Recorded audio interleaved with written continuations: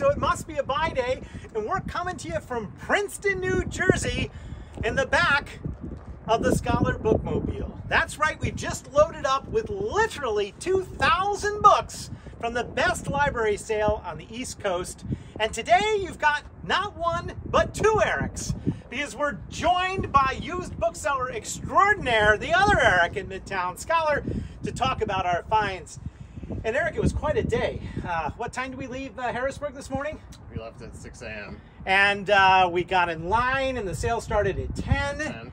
And it is now just after the sale, and it's already 4:30 in the afternoon. But we had a really good time. And we brought with us a couple booksellers who are a little too tired to be in the video today, but each of them found something exciting. So let's talk about our strategy today. Why don't you tell the viewers what our strategy was? We had 5 people and 2 gymnasiums to cover.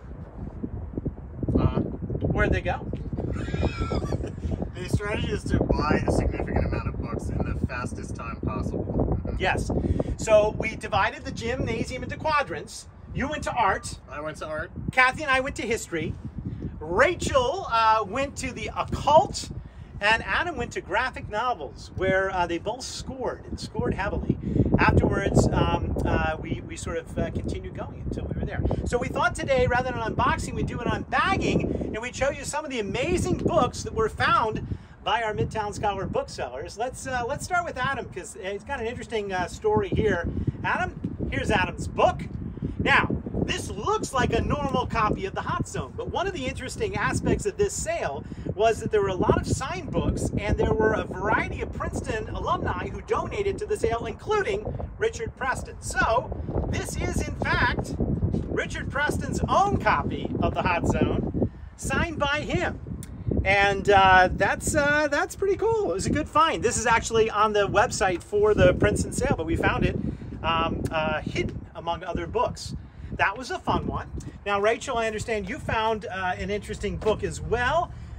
Your likes are perhaps a little more on the humorous side, but we have Pooh's workout book, which I have to say is something I didn't know Pooh did, but I guess he works out. It includes such workouts as the honey pot paddle, the frisk done by Eeyore, nice, resting up after, and of course, bouncing with Tigger. Well, that sounds pretty good. And I know, Rachel, that you also got the entire occult section at the sale, which is great because that'll go well in our new paranormal studies section. Now, we'll get to you in a second, Eric, but Kathy and I went to history, and Kathy's history is basically European history. That's her background, and one of her professors in college was Simon Schama. And we got this book, which is neat because this is his real book. You know, this is his first book, Revolution in the Netherlands, and it's before he became a popular BBC presenter, filled with actual footnotes. It's considered his most scholarly work, but we like it because it's compliments of Simon Schama, which is pretty neat. So he obviously gave this to a Princeton professor. As far as you know, he wasn't a Princeton professor. We did find books by a lot of Princeton professors. I found a Robert Fagles signed book, John McPherson signed book. I found a John Murren copy of a book on the American Revolution, which was neat. These were all famous Princeton professors.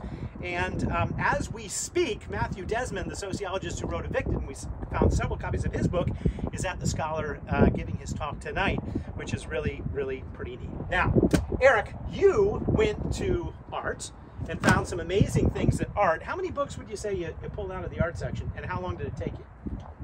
It took me about 40 minutes to pick through the art section. I went through about 10 large tables of art, and I bought 16 feet of books. He did really well, really well. If you look behind us in the van, if you scroll in, we've got a nice side. We haven't filled the van, but we've got a couple thousand books in here, and we've got scores of boxes. And the art books were really, really good. But what do you want to show the viewers today as your find of the day? I'm going to show the viewers this book on the famous movie Mars Attacks. Whoa! Wow. And it includes the 4 trading cards. Wow. You would think those would not have stayed with the book, correct. but that's really awesome. That was the deal. Well, that's the selling point. If they weren't and there. how much did that book cost?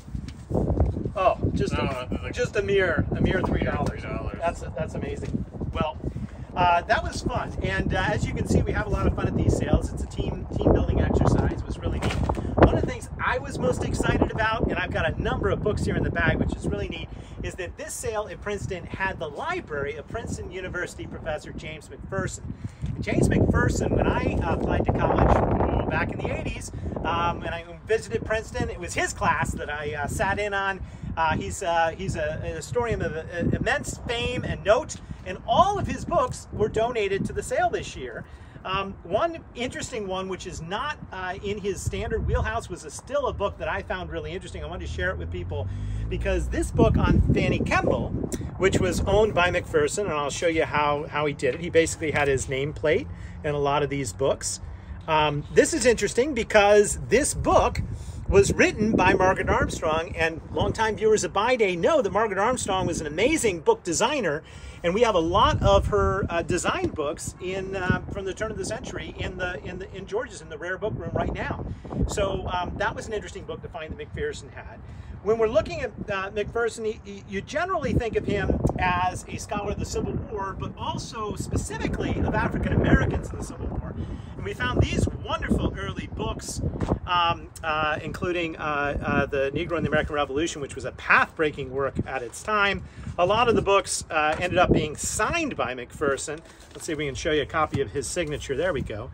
There's McPherson. And what makes it really interesting is that many of the books also have his notes in them.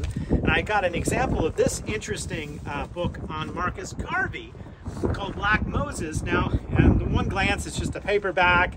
Yeah, it is signed by McPherson, but it is absolutely filled with his notes and his marginalia.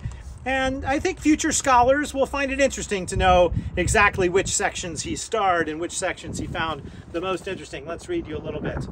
Oh, okay. Slavery still exists in Liberia. He's made that note there, which is pretty interesting. So I think we really scored. We got, I would say, about 500 books from American history and McPherson's library in general, and you can check those out when you're next at the Scholar. One last book which I thought was fun, and it reminded me of home in Harrisburg, and I think if you're from Harrisburg and watching this show, you'll know this person is celebrating the familiar, very familiar to us, the sculpture of Seward Johnson. And does everybody know who Seward Johnson is? Well, he is the guy who sculpted the famous man reading the newspaper.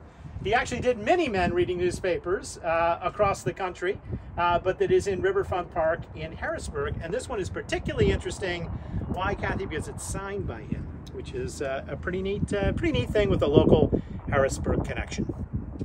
All right, we have one funny book. I'm about to pull it off, but in terms of final reflections on the sale, do you have any for the viewers? I think this Princeton sale is an excellent academic sale. Yeah. With a good eclectic selection of items. We go to different types of sales. We're going to one Friday that's a religious themed sale. We just came from a sale which had wonderful poetry and fiction, but this is the academic sale of the year. All right. In terms of funny books, I found this book. I find it absolutely hysterical, partly because we have been, Kathy, you and I have been to the Great Falls of the Potomac, and this is The Climber's Guide to the Great Falls of the Potomac.